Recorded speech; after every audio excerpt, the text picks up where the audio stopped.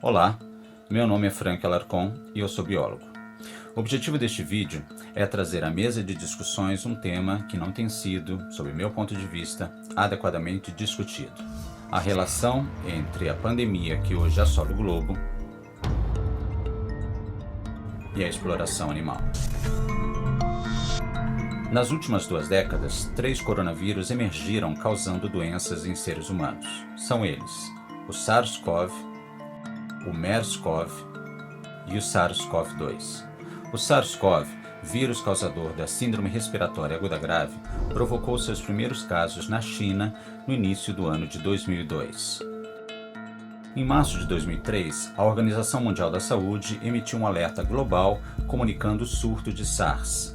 Esta doença, até agora, causou aproximadamente 800 mortes e teve 8.000 casos diagnosticados.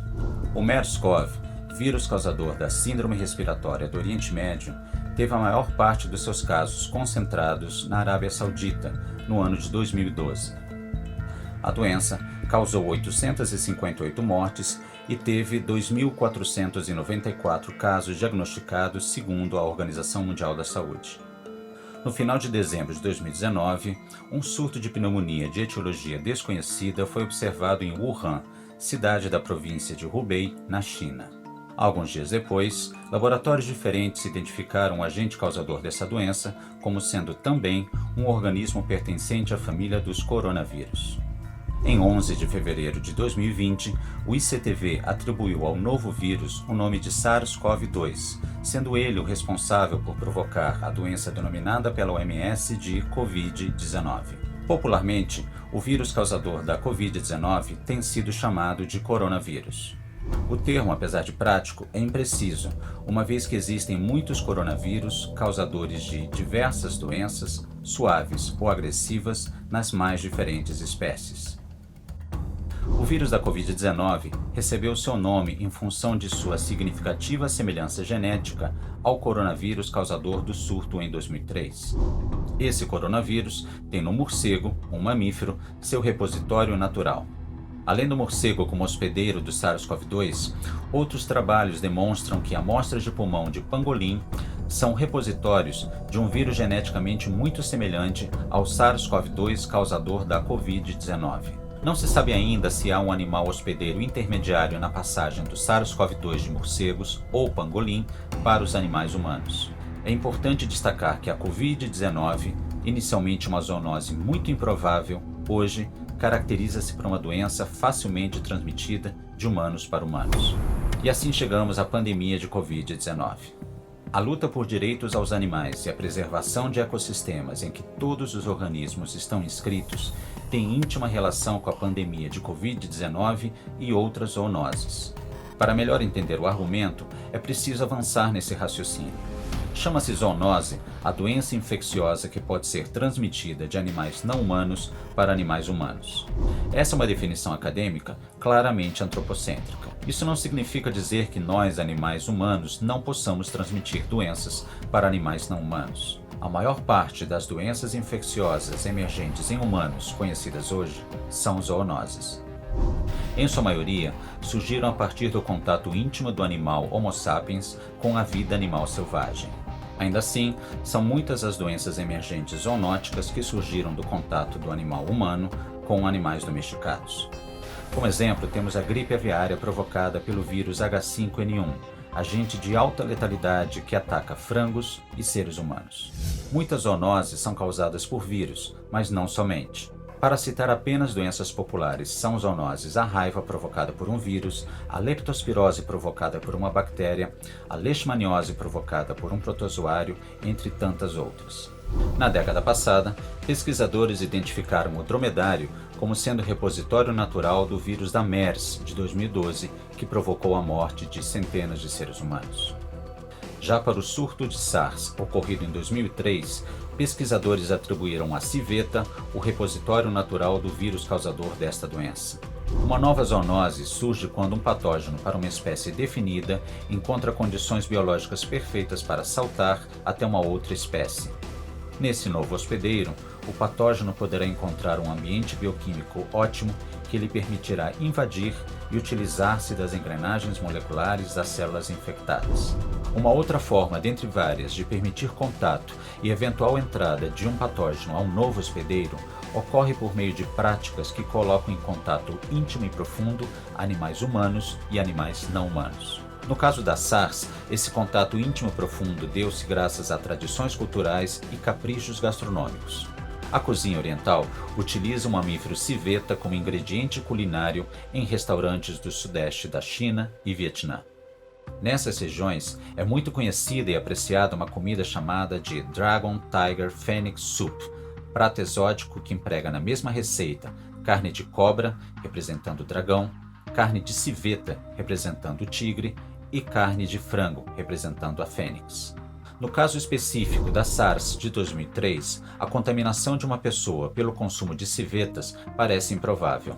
A cocção dos alimentos a altas temperaturas destruiria o material biológico do potencial patógeno. Naturalmente, uma infecção zoonótica pela via gastronômica é plenamente possível. Pratos que se utilizem de carnes e derivados animais in natura ou semi-cozidos são uma excelente porta de entrada para uma zoonose. Contudo, o vírus encontrado em civetas pode ter pulado para outras espécies, neste caso a espécie Homo sapiens, em oportunidades que antecederam a cocção dos derivados animais. Por exemplo, durante os procedimentos empregados na criação, aglomeração, transporte e abate de civetas usadas para venda e consumo. E é justamente sobre esse ponto que devemos lançar uma discussão séria e profunda em que boa parte do empresariado, dos veículos de comunicação e da sociedade civil não parece ter interesse.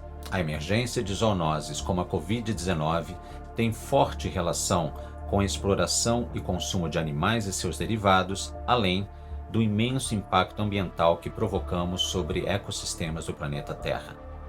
Devemos nos lembrar que a criação de animais para qualquer fim cria condições artificiais muito propícias para imenso estresse fisiológico e psíquico de animais aglomerados e confinados, grande insalubridade aos trabalhadores que manuseiam esses animais, favorecimento de contato íntimo e profundo de animais aprisionados a organismos que eles jamais encontrariam em circunstâncias naturais.